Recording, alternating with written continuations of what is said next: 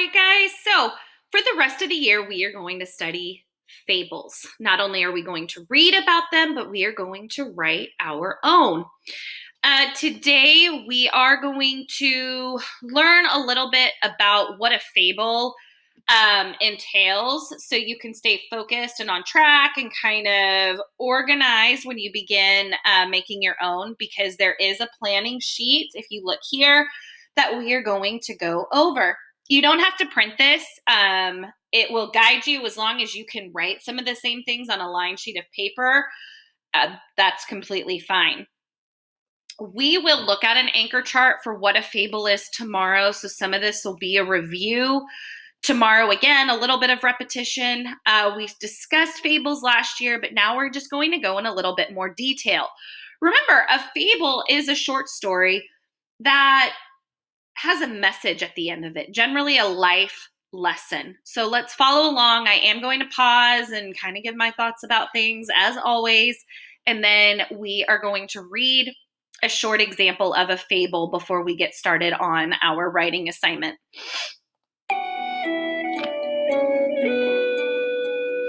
Okay, so Aesop is the person who has written all of these fables, okay? Well, a lot of the most common ones that we know.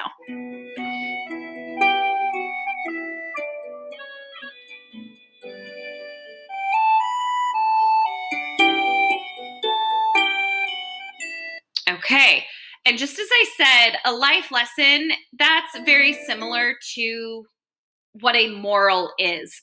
A moral is, what do you learn when something happens? When you make a bad choice and there's consequences that follow, what do you gather about that?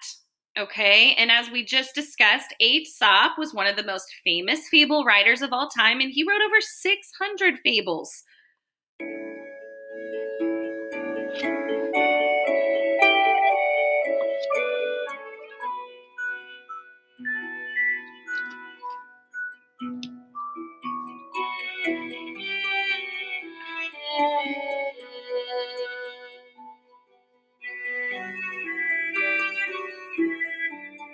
Okay, I'm going to pause this right here. I've taken a picture of this and I am going to put it on our storyboard in Class Dojo. These are the things that I want your own fable to have in it when you write about it. So it's a very short story. It's a personal narrative. That means that your characters are going to be talking. Your fable has to have a moral at the end, so there has to be a life lesson. A lot of the times in a fable, you don't have to, but this is what makes it more of a fable, is that there's characters that are mostly animals, and there's a lot of elements of nature. These animals or non-human characters, so they could be elves, leprechauns, whatever, they talk and show human characteristics as well. Because there's a lot of elements of nature, these fables take place outside a lot of the time. There's always at least one character who makes a bad decision, generally because there's a character who is sly or clever, which means manipulative or easily persuasive. Think of Hansel and Gretel with the witch. We might have the tortoise and the hare, which is actually the fable that we're going to read at the end of this lesson. The hare, which is a rabbit, is the one who kind of just thinks he's better than everything and everyone, and thinks that he's clever and sly. And you'll see what I mean when we read that story. Okay, let's keep going.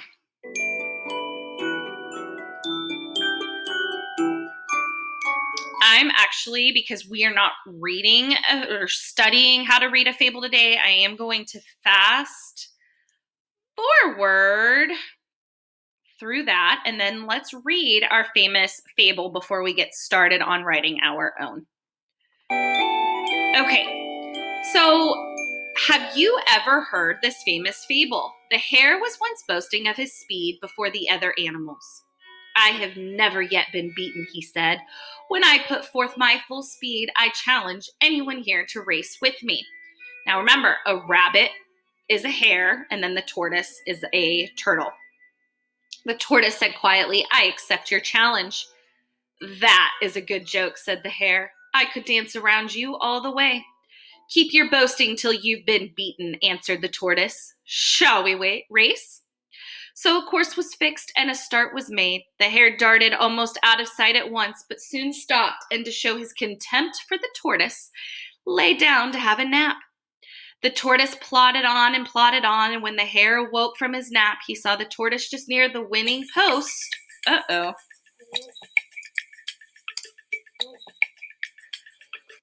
Sorry, guys. That has never happened before. That was a new one.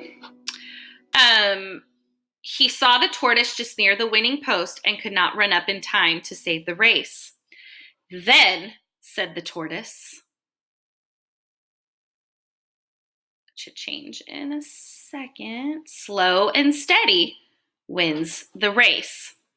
Okay, so think about what you likely learned from that message. The hare, the rabbit, became very, I'm trying to think of the right word to use. He was full of himself. He knew he was fast, so he decided to take a nap because there's no way that this turtle could catch up with him. Well, the turtle just kept going. He was persistent. He pushed on. And because that rabbit was so arrogant, he lost the race. So what do you think the moral was at the end of the story? The turtle said slow and steady wins the race, but I think there's some other life lessons to that as well. So when you are planning your fable, you are going to need to come up with a title. I don't want you copying another fable. Now, there may be some similarities between yours and another one that you have possibly read before, but I want you to be as creative as you can. You don't have to get this all done today. We are going to be working on this map the rest of the week and then write our fable next week. So, title, let's have our characters. Where it says traits, I want to know, is this person kind? Are they mean? What makes them stand out in your story? Okay. And then your setting. Remember, your setting is where the story takes place. Oh, I want to know if it's outside. I want to know the year. Okay. I want to know what it looks like. Your moral. This is what is your fable going to teach us. Okay. And then here, you're not writing your whole story here, but this is the outline. So for instance, let's just pretend that I was writing the tortoise and the hare. Okay. Ooh, look at that fancy handwriting. Okay. My characters was the tortoise and the hare. I would put that the tortoise, his trait was that it's like this, guys. I'm trying to, he was patient. The hare was athletic, but kind of rude, wouldn't you say?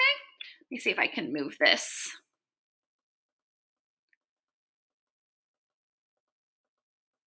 Oh,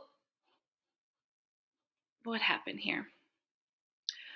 I don't know what just happened to it, but I'll have that back up tomorrow as we continue planning our writing. Actually, let me see if I can find it. Okay, I have no idea what happened to that planning sheet. Again, we'll go back over that tomorrow in the expectations, but I do want you to at least think of the moral that your story is going to have at the end and start listing some of your, all kinds of things are happening right now, guys. Sorry. And then start listing who some of your characters are in the setting. You're just brainstorming right now. have fun with it. I don't want this to be an activity that you're super bummed out about. This should be fun. All right, guys, I'll check in a few. Bye.